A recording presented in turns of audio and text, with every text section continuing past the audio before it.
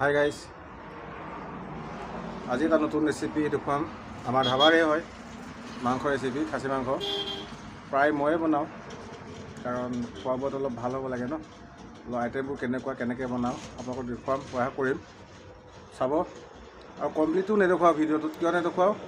কাৰণ কিছুমান বস্তু ছিক্ৰেট। যদি ঘৰতে চবেই বনাব পৰা হৈ যায় তেতিয়া ধাবালৈ একো নাহিব।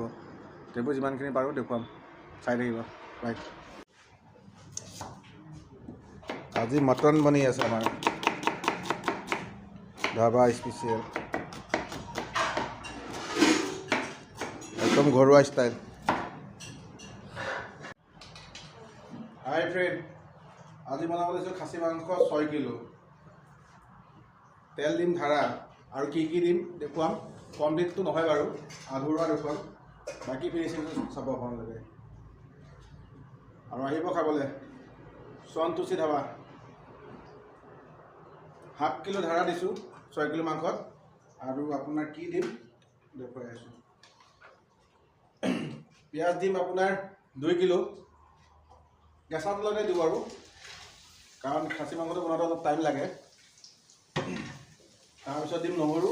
বাকী পিছত দেখুৱাই আছোঁ। বাই।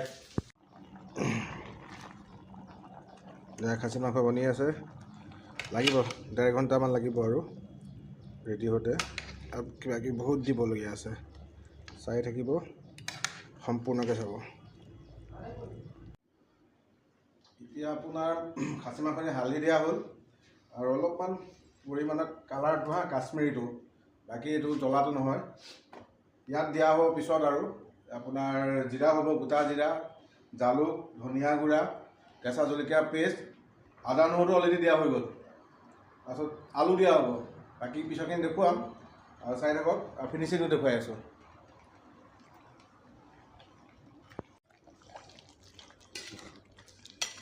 একদম ফিনিচিঙত আৰু দেই ৰাইজ। চব একদম ভাল পিচ আমি ইউজ কৰোঁ। তাত মানে পিচ বুলিবলৈ আমাৰ এনেকুৱা চব। এতিয়া হৈ গ'ল। আলুটো দিয়া নাই এটাৰ কাৰণে, চবেই আলু নাখায়। আলুটো বইল কৰি ফ্ৰাই কৰা আছে।